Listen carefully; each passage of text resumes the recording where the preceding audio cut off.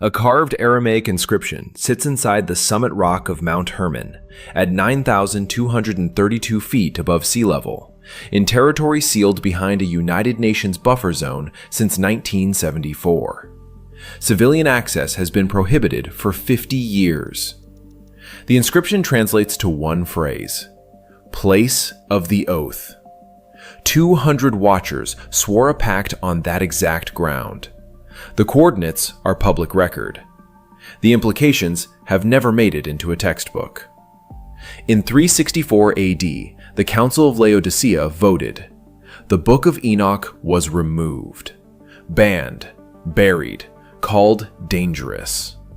For over 1,500 years, Western Christianity proceeded as though it had never existed. Then, in 1947, a Bedouin shepherd reached into a cave at Qumran and pulled out fragments that rewrote that assumption entirely. Fragment 4QEN, catalogued, authenticated, now housed at the Shrine of the Book in Jerusalem, confirmed that Enoch predates every New Testament document by centuries. The text was not a medieval invention. It was never fringe. It was removed. What the Book of Enoch actually records is not folklore. It is not allegory. It is a structured account of time itself, its architecture, its sacred order, and the precise moment that order was broken. Enoch describes time as a holy system, designed with the precision of a mechanism, governed by luminaries moving through fixed gates. Not metaphor, mechanism. In the next several minutes, you will see what the original Ge'ez manuscripts actually say, how modern astronomical data confirms their accuracy, and what the Watchers understood about this system and chose to corrupt. If forbidden biblical history is what draws you here, hit subscribe. Every week, we uncover what was removed. The oldest surviving manuscript tradition of First Enoch is written in Ge'ez, classical Ethiopic, preserved across a corpus of texts held by the Ethiopian Orthodox Church in Aksum. The specific passage that concerns us appears in the section scholars designate the Book of Luminaries. Dr. Michael Knibb, whose 1978 Oxford Critical Translation remains the standard reference, renders the opening of that section from the Ge'ez with careful attention to a single word that most readers pass over entirely. The word is manbara. In classical Ge'ez, manbara does not simply mean seat or position. It means ordained throne seat, a place of fixed, sanctioned authority. The sun does not merely travel across the sky in Enoch's account. It occupies a manbara, a designated throne, a position decreed by law. The text presents this as cosmological fact, not poetic flourish. The distinction matters enormously, because what follows is a precise technical description of how that throne seat moves. Enoch describes 6 solar gates positioned at the eastern and western horizons. The sun rises through one gate, crosses the sky, and sets through its corresponding western gate. Over the course of a year, it moves progressively through all 6. The calendar this produces is exact: 364 days, divisible into 4 equal seasons of 13 weeks each. Every Sabbath falls on the same day of the week every year, without drift, without correction, without a single inserted day. He had no observatory, no written astronomical tradition to inherit, no way to calculate this with instruments available to him. Yet the system he describes is internally consistent to a degree that took modern researchers with computational tools centuries to map independently. The Gregorian calendar, which governs nearly every institution on Earth today, drifts 1.25 days per year from the 364-day design Enoch records. 1 day and 6 hours every single year, accumulating. Over a century, that is 125 days of compounding misalignment.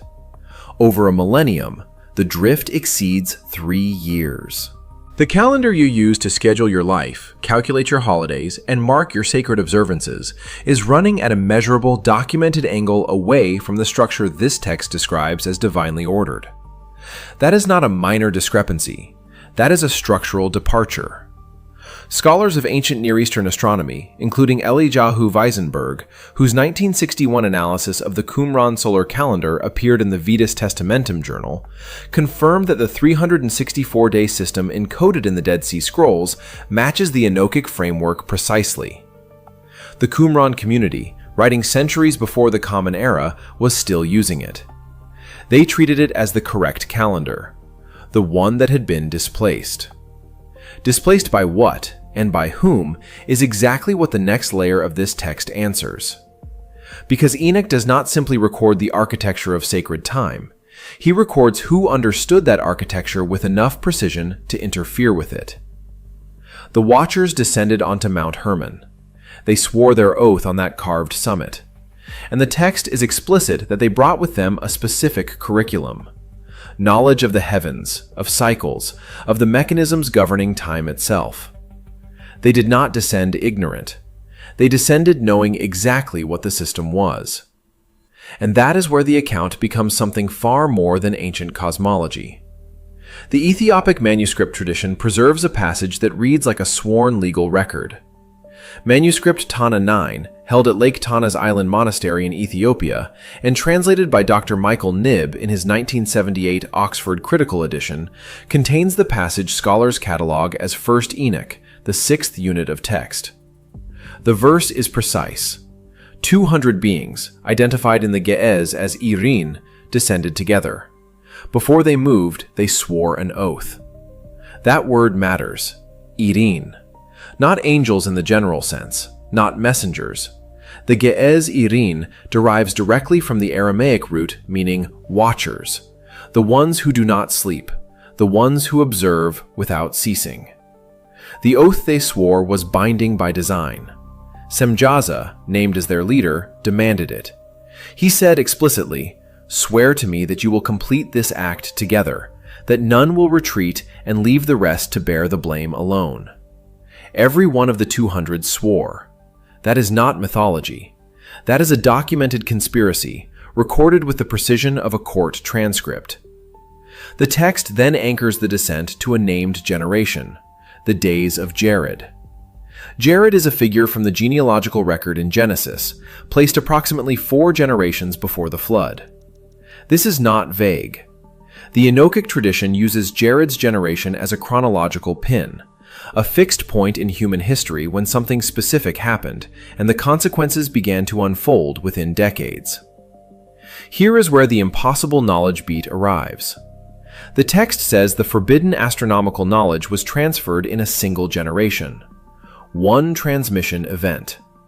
Humanity went from operating within a natural perception of seasons to something fractured, distorted, weaponized, all within the lifespan of Jared's contemporaries. No gradual drift, no slow cultural erosion, a single generation. Modern cognitive science and cultural anthropology have documented how rapidly a population's relationship with time can be restructured. Studies on calendrical reform, including the Gregorian shift of 1582, which erased 10 days from October by papal decree, show that collective time perception can be rewritten within a single generation of adoption. Within 30 years of the Gregorian reform, the Julian calendar was effectively dead in Catholic Europe. One generation. The ancients described the same mechanism. They just described it as a descent rather than a decree. The Knibb translation renders the oath scene with unusual specificity. The mountain named, the number named, the leader named, the binding formula recorded. That level of legal precision in a text this ancient is not decorative. Legal formulas in the ancient Near East were preserved because they had evidentiary weight. Someone recorded this as a matter of record. And the record says that what Semjaza's company brought was not merely forbidden knowledge in the abstract. It was specific knowledge of celestial mechanics, the gates of heaven, the movement of luminaries, the architecture of time itself. Knowledge they already possessed. Knowledge they transmitted deliberately. Human perception of seasons fractured within decades of that transmission.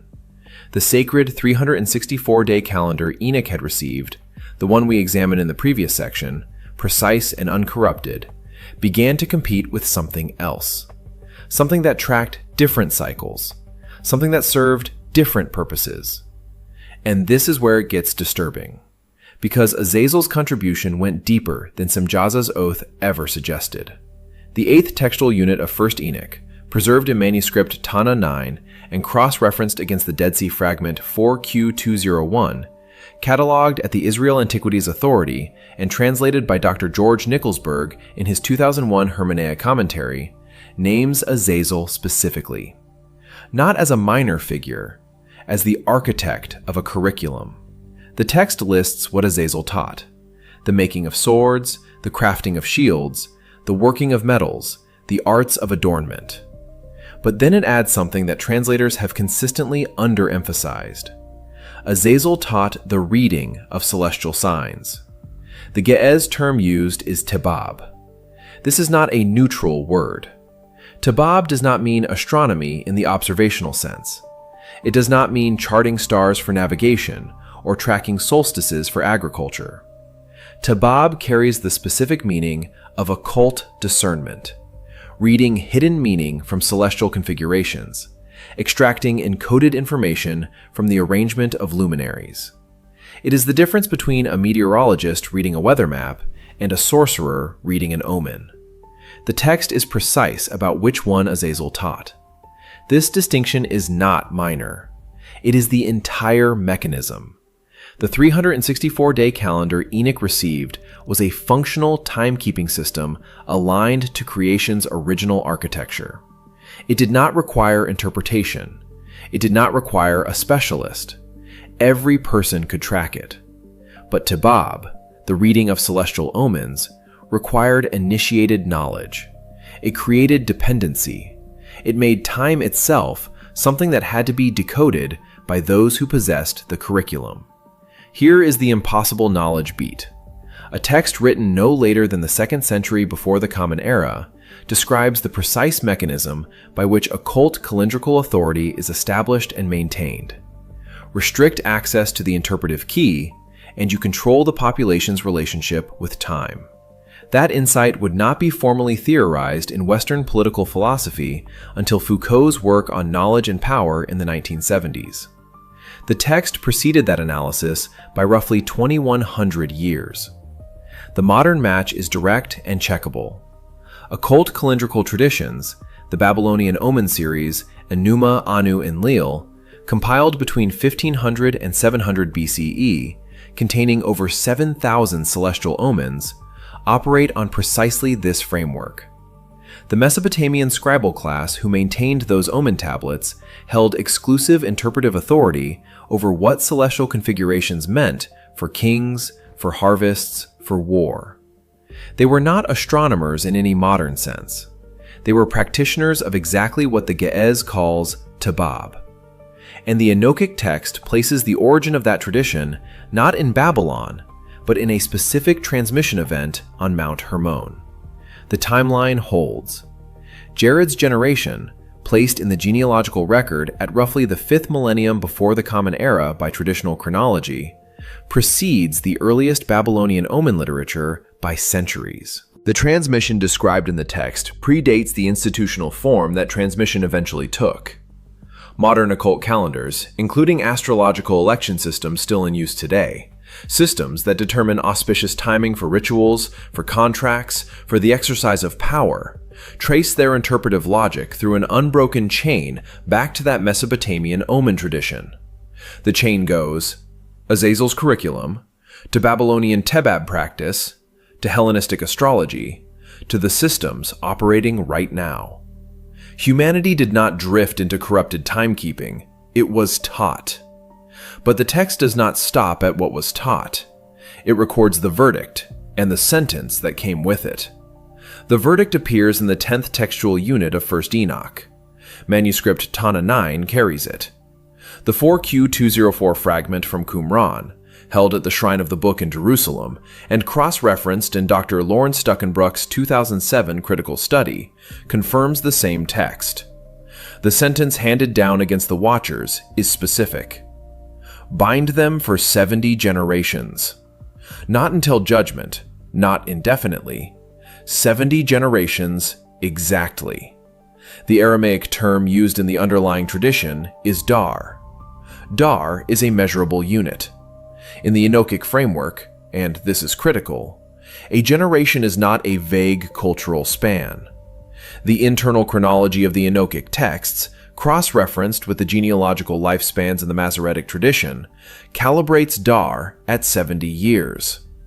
That is the same figure used in the Psalms, in Daniel, and in Jeremiah's prophecy of Babylonian captivity. 70 years to a generation. 70 generations to the sentence. Do the arithmetic. 70 multiplied by 70 equals 4,900 years. The descent is anchored to the days of Jared. Jared's placement in the genealogical record, calculated from the Masoretic text's own internal chronology, falls approximately 3,300 to 3,400 years before the Common Era. Add 4,900 years to that anchor point. That calculation lands between the years 1,500 and 1,600 of the Common Era, or, depending on which manuscript tradition's chronology you follow for the pre-flood generations, it extends toward the 21st century. Here is the impossible knowledge beat. A text written in the 2nd century before the Common Era embedded a prophetic countdown with enough internal precision that its terminus can be calculated using the text's own stated variables. The author was not estimating. The author was recording a divine sentence with the specificity of a legal document, one that could be verified by anyone willing to do the arithmetic. No ancient author inventing mythology embeds a falsifiable timeline. Mythology does not do that. Legal records do.